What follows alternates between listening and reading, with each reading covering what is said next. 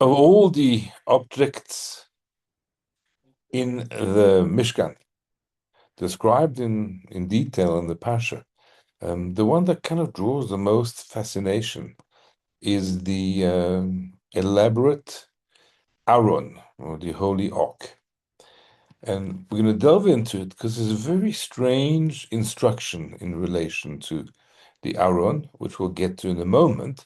So there you have it. It's a gold box, 2.5 cubits long, 1.5 cubits wide, I think 1.5 cubits high.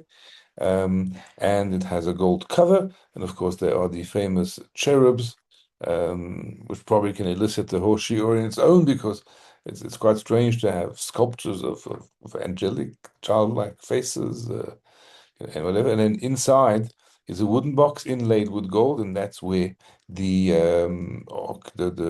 tablets were kept. It's always kind of carried a fascination with everybody. So, and I need to point out, and I don't know where that ornate kind of design on the actual gold doesn't mention in the Torah, and I haven't seen any sources. Maybe it's just an illustration for those purposes. And then on the sides of it, there are these, or four, we can only see two of them on the one side, rings through which are put these poles that were used to carry the ark. And this is how the instruction is given to us in the Torah. Let's look at the text. So you make this ark, which is made of acacia wood. I think I got it right. Yeah, 2.5 cubits. I was doing it from memory. Yeah, 2.5 cubits long, cubit and a half wide, cubit and a half high, covered in gold, mibayit umichutz, overlaid and inlaid with gold. It's a wooden box essentially with gold outside, gold inside, and then the gold molding, which you saw. Can we get back to it? We should be able to. Over here is that gold molding that's mentioned in the Torah. I don't know about the rest of the stuff. And then um, you make four gold rings to be attached to the feet or to the corners. I don't know where its feet comes from. Two on the one side wall and two on the other, and then poles of acacia wood, overlay them with gold. And this is the interesting halacha, which we're actually going to spend tonight's shir on. You put the poles into the rings on the side of the ark for carrying the ark, and the poles must remain in these rings. They may not be removed from it. There's an obligation there. It's actually one of there are 365 prohibitions in the Torah. And one of those is removing the ark, sorry, the poles away from the ark. There's a prohibition of removing it. And it seems strange, and it doesn't exist. We'll read further in the parasha about other objects. For example, the table, the showbread table, the altar, and they were also all carryable, portable. So they all had poles, but there's no prohibition of removing them, which may imply that it was removed. It was only used for travel, but not so with the Holy Ark, which had to be there all the time. And we find this reflected here in this quote from Maimonides Rambam. So here he talks about when this is Maimonides in the laws of the holy objects in the Mishkan and temple. When the Levites carry the ark on their shoulders, they must carry it face to face, with their backs pointed outwards and their faces inwards. In other words, they've got to face the ark because of its sanctity. They must be careful that the staves of the ark are not removed from the rings. And then he quotes the prohibition here, the lav, the negative commandment. Anyone who removes one of the staves from the rings is liable for lashes, as it says in Exodus 25:15. That's the section we just read. The staves shall be in the rings of the ark; they shall not be removed from it. That's in Hebrew, the verse we just read. V'tabot ha'aron yu'abadim lo yasir menu. So it says lo whenever it says lo in the Torah, except in the narrative, obviously it's a commandment, it's an instruction. You may not remove those. So we need to understand the nature of this prohibition. I want to deal with it from a number of angles, different commentaries who all comment on it and give explanations. Pretty fascinating, taking us through this journey. What's the reason? Let me begin with, and I'm going from kind of most literal, most simple, most what we call pshat, all the way to the more esoteric and the more removed from the simple meaning, and into the realm of allusions and lessons and homiletics, as they call it. Chizkuna says it's very simple. Those poles that we are all, the entire Mishkan that we read about, is portable. They travel with it from place to place. They had many stations that they stopped along in the desert. Eventually, it ended up being fixed and remained for 3.5 centuries in Shiloh, in kind of the Benjamin province, just north of Jerusalem. But it also did a bit of traveling before that, until eventually it made its way into Jerusalem, and then King Solomon eventually built the Holy Temple, which was a permanent structure. At that point, no more traveling, and no need for poles anymore. But for some reason, the ark will still have its poles because there's a prohibition against removing it, so they've got to be there. So the other objects, it wasn't practical to keep the poles on, says Chizkuni, because people go in, they're going to stumble. It's a hazard. So it makes sense. And if you look at the dimensions of the actual Mishkan, the sanctuary part, the indoor part, so to speak, where they had in the back the Holy Ark, but in the front they had the altar and the Shulchan and the showbread table, and the menorah. 3 objects in the front part and a curtain, and then in the back was the Holy of Holies, which contained the Ark. It was pretty, cramped. The width was not huge, and therefore, it could have been a hazard for the Kohanim who have to navigate the getting around and putting the bread on the table and putting the incense on the altar and lighting the menorah. Having these poles sticking out could be a hazard. So they were removed and stored so that people could get around. Not so with the Ark in the Holy of Holies, for the simple reason that nobody ever went there. That room was off limits except for 1 day a year, and then it was open to one individual. Yom Kippur, Kohen Gadol goes into the Holy of Holies to do an incense offering and to sprinkle some blood, but other than that, off limits. So there isn't really a need. Therefore, says Chizkuni, don't touch it. You want to treat it with respect, and kind of dismantling a holy object like that is not showing it the correct respect that is due to it. Leave it as is. If it was getting in anybody's way, it's a different story, but it does not. Nobody ever goes there except one person once a year. We can just train them and teach them. Kohen Gadol, just be careful when you're going there. Don't stumble over the poles. But nobody else goes there. So that is why the prohibition is specifically to show respect for what is actually the holiest of all the pieces of architecture and furniture that was in that holy temple, in the Mishkan. And that's why it had to be there. There is a book called Sefer HaChinuch. That would translate as the book of education. I actually mentioned it. I think it was last week or the week before when I spoke about the various mitzvah compilers. And he's one of them. I think 14th century, authorship unknown, but highly regarded as very authoritative. In addition to doing a mitzvah count, and you count it as mitzvah 86, in addition to doing a mitzvah count, Sefer HaChinuch also gives us basic laws of the mitzvah, and he goes into what he calls the shoresh, or the root of the mitzvah, or basically the reason for the mitzvah. because we have the obligation, that just of blind obedience. That's where we begin. We just, saying, now say we're going to do it, but we also have the obligation of understanding every mitzvah and why we're doing it. So he says, this is the nishma. This is the let's listen, let's hear. What is the message of the meaning of this prohibition? This is very simple. The ark has to be ready to travel at all times.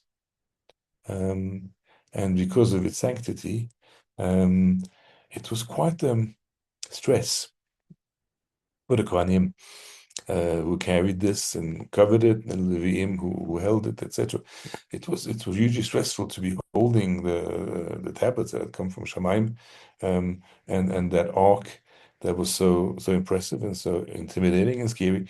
We want to make sure it's done correctly. We don't want them kind of to walk out with it. And it was often at short notice, and then the poles fall out and the ark falls out. I mean, there's a story which you can read for yourself and in the prophets about King David, who was punished because he didn't handle the carrying of the ark correctly.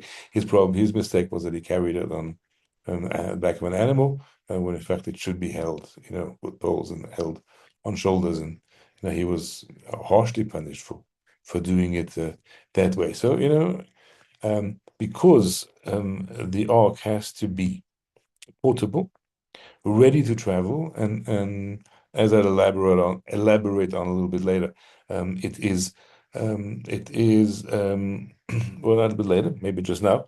It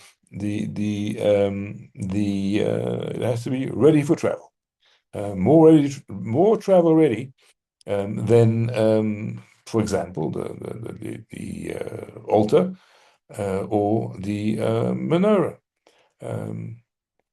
And therefore poles to be on the ready always. Fine. That's at the kind of simple level. You want to be able to travel. Samson Raphael Hirsch is far more recent, and we're going back only 100 years. So he or slightly more. He explains why it's so important for the Torah to be travel ready. That is the ark. Sorry, the ark has got no fixed place, as opposed to the menorah and the shulchan and the bread table, the showbread table. What does he mean? The shulchan represents physical life. That's the showbread table. The menorah represents spiritual life. It's a light. Those have got a fixed residence. Torah, that's the tablets in the ark, and there was actually a Torah scroll in there as well, but it was fit inside or on a shelf on the side. There was a Torah scroll Moses had written, and it was kept there. Torah has got no fixed place. Where is the home of spiritual and physical life? Eretz Israel, the Holy Land. Just looking here at the list of those on the shir tonight. Anybody here from Israel? I think not.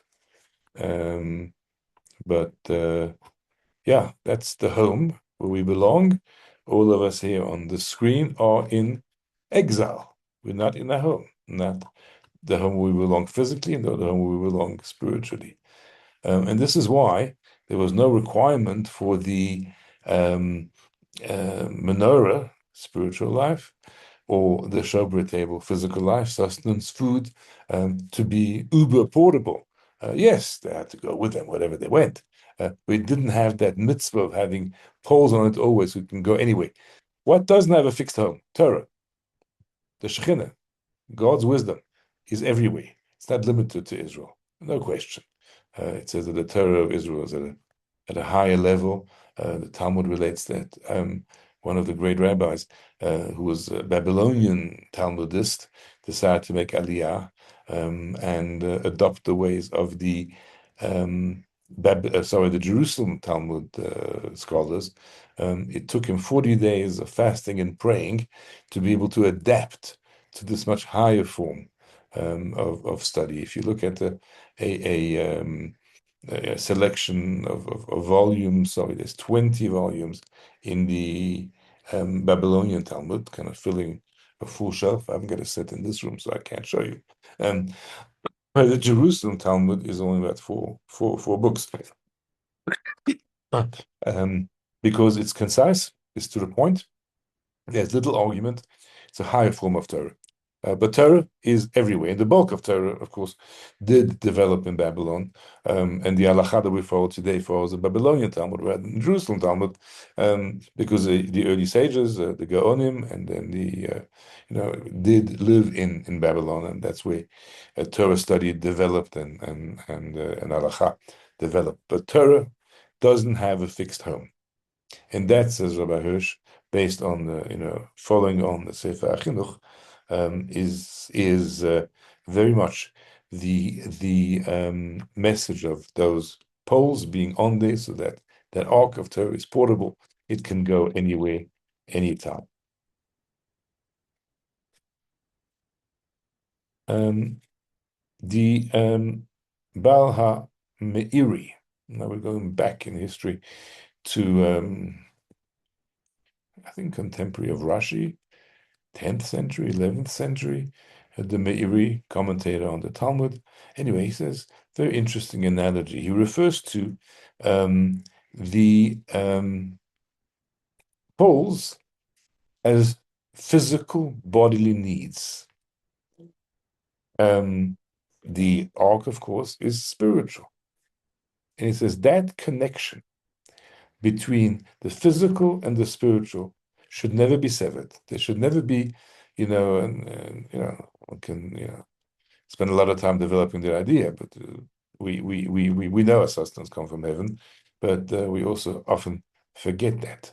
And there's a message in an ark that nobody ever saw because it was always covered. When it came out of the Holy of Holies, it had to be covered by Kohanim before anybody went traveling. So they had special cloths that covered it. But we all know the halacha, and we've seen pictures, drawings, illustrations, etc.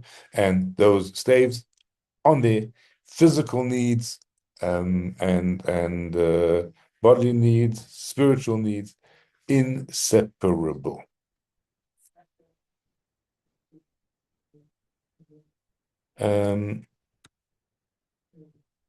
Interesting comment by Meir Simcha of Dvinsk, more commonly known as the Or Sameach.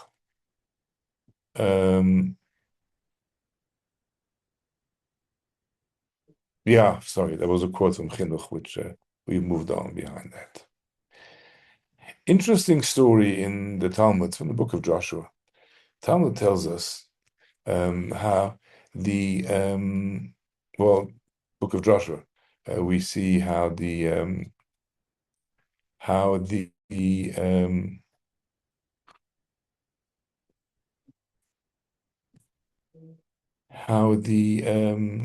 people crossed the Jordan River on the way into Israel. So they were on the eastern side, and they crossed the rivers. The Jordan actually split. You can read a very, very graphic description there in the Sefer Yeshua, in the book of Joshua.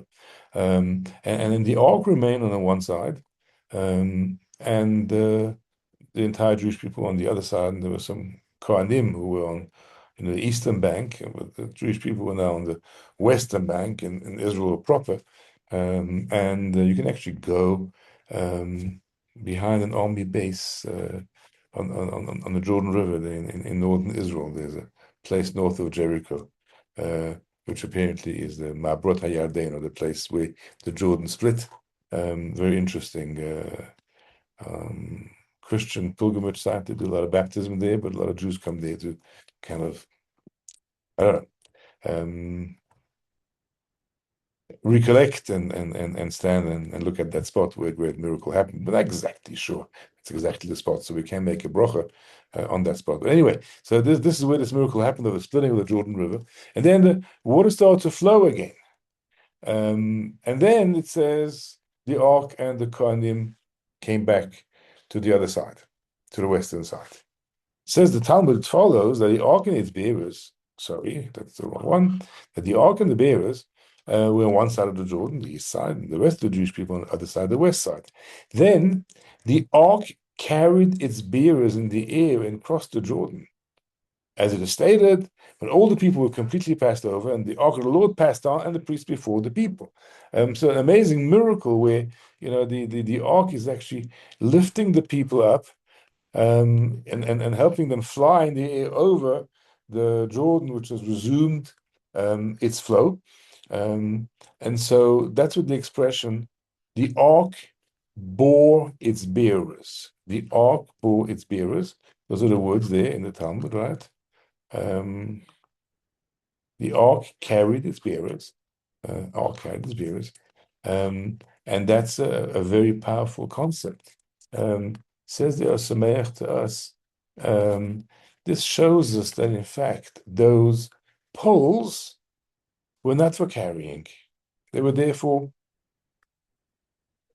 poles, but they didn't really have a functional function, so to speak, because although the Kohanim lifted it and put it on their shoulders, and you would then think, they're schlepping a big burden of that. In fact, it was the ark that carried them.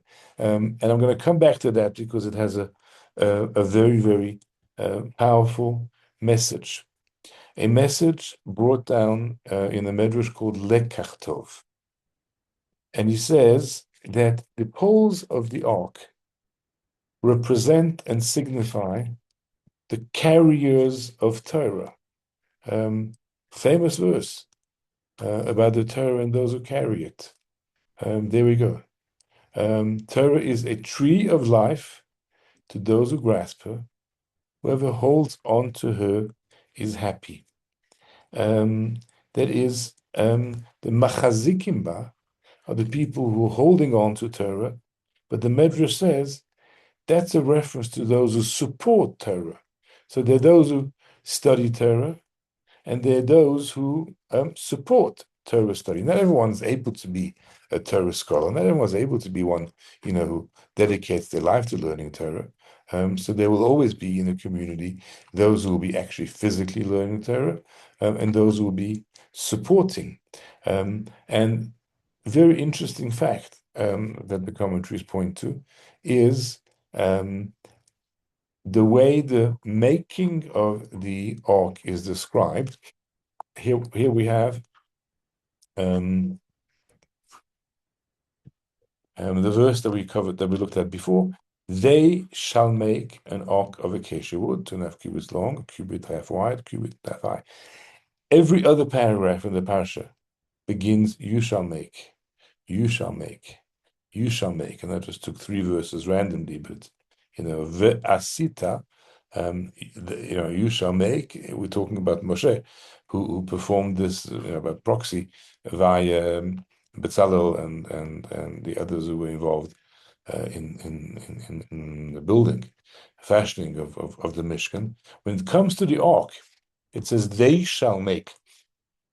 Those are the same people who made it, but they were acting on behalf of the entire Jewish people, and this shows us from word go how universal the ark is, that it belongs, it is connected to the entire Jewish people. Plural, ve'asu, they will make, rather than ve'asita, thou shalt make, you will make, in the singular.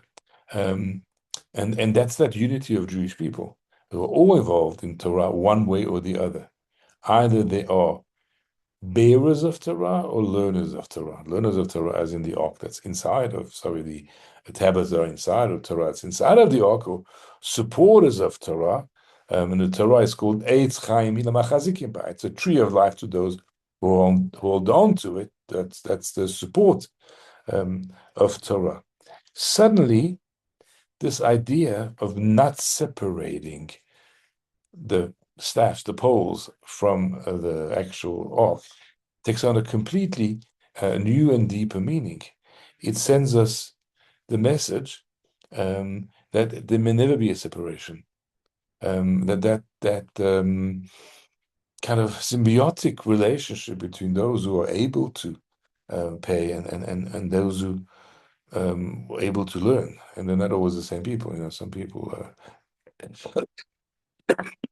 sorry, have dedicated lives to study. Others have dedicated life to, following a pursuit of making a living, and it's referred to as a Yissachar Zevulun partnership. Yissachar and Zevulun, of course, were two of Jacob's sons. There were two tribes. Yissachar was a tribe that was Torah scholars. They were totally dedicated to studying Torah.